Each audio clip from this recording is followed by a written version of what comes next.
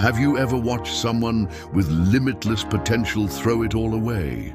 Someone who had everything, power, talent, beauty, only to lose it all because they wanted more. What if the greatest downfall in history wasn't of a man, but of an angel? What if the most magnificent being ever created became the darkest force in existence, all because of pride? Lucifer wasn't just another angel. He was the highest, the most glorious, the bearer of light, walking in the very presence of God, surrounded by the radiance of heaven itself. He led worship, his voice echoing through the halls of eternity, his splendor unmatched. But it wasn't enough. He looked at the throne of God and whispered, "Why should I bow when I could rule?" And with that thought, the most dangerous rebellion in history began, not on earth, but in the heavens themselves. Have you ever seen someone destroy themselves because they refused to accept their place? Yes, before humanity was ever formed, before the world knew sin, there was war in heaven. A battle between light and darkness, between loyalty and betrayal. At the center of it all stood Lucifer, the greatest of all created beings, who became the enemy of God. How does perfection turn to corruption? How does glory become disgrace? Have you ever wondered if pride is more dangerous than we realize? What if the same whisper that led Lucifer to ruin is still echoing in the hearts of men today? Lucifer was not created evil, he was created perfect. The Bible describes him as full of wisdom, perfect in beauty, clothed in radiant jewels, walking among the fiery stones of heaven. He was not just another angel, he was the anointed cherub, standing in the very presence of God. He led worship, his voice and music filling the heavens with praise.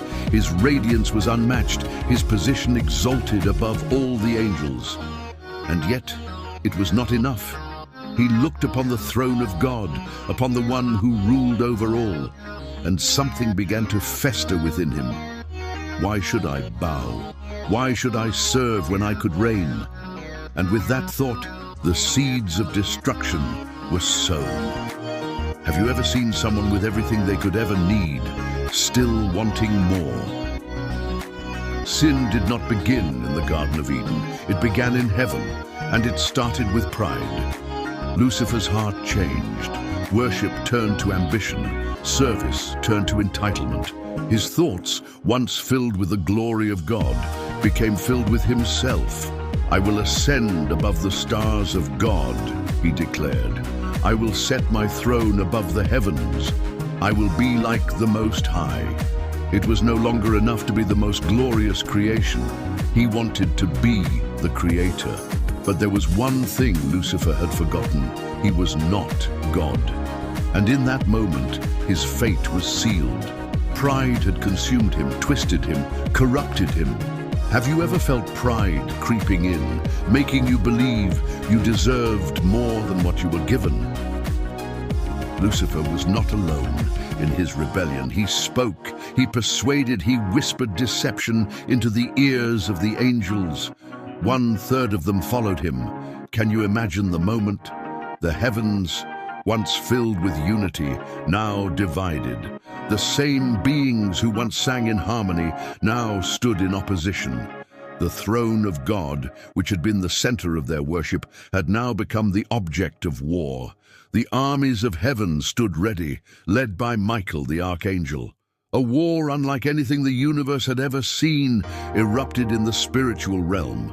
Light against darkness, loyalty against betrayal. But there was no contest. The King of Heaven was not threatened by a fallen angel. Lucifer, who had sought the throne, was cast down, banished, stripped of his glory, his name now a curse. He had tried to ascend to the highest place, and instead, he fell to the lowest. Have you ever seen someone rise in power only to be brought down by their own arrogance? Lucifer, the morning star, became Satan, the adversary. His beauty turned to corruption, his radiance became darkness. And where did he fall? To earth, the same earth where God would later create humanity. The same earth where his vengeance would unfold. His war was not over, he simply changed his target. If he could not rule heaven, he would try to rule the world. He would poison creation, spread rebellion, and wage war against everything God loved. And so, the enemy of mankind was born. Have you ever found yourself in a battle you didn't start? One that began long before you even existed? When Satan saw Adam and Eve, he saw an opportunity. They were created in God's image, given dominion over the earth, walking in perfect fellowship with their Creator. They were everything he had lost. And so, he whispered the same temptation that had led to his own downfall. You will be like God. He planted doubt, twisting God's words, leading Eve to question what she had been told. And in that moment, sin entered the world. The rebellion that had begun in heaven now spread to earth. The same lie that ruined Lucifer now became the lie that ruined mankind. Have you ever believed a lie, only to realize too late that it was a trap? But Satan did not stop in Eden. He continued his war against God's plan. He influenced nations, corrupted kings, tempted believers, and sought to destroy everything that reflected God's glory. He masqueraded as an angel of light, deceiving the world into following him. He even confronted Jesus himself, offering him the kingdoms of the world in exchange for worship. But Jesus did what Lucifer never could. He chose obedience over pride. Where Lucifer had said, "I will ascend," Jesus said, "Not my will, but yours be done." Where Lucifer grasped for power, Jesus humbled himself. Have you ever been offered something that seemed too good to be true, knowing deep down it was a lie? Satan's power is temporary. His rebellion will not last forever. The Bible reveals his final fate, a lake of fire, a place of eternal judgment, where he will no longer deceive, tempt, or destroy.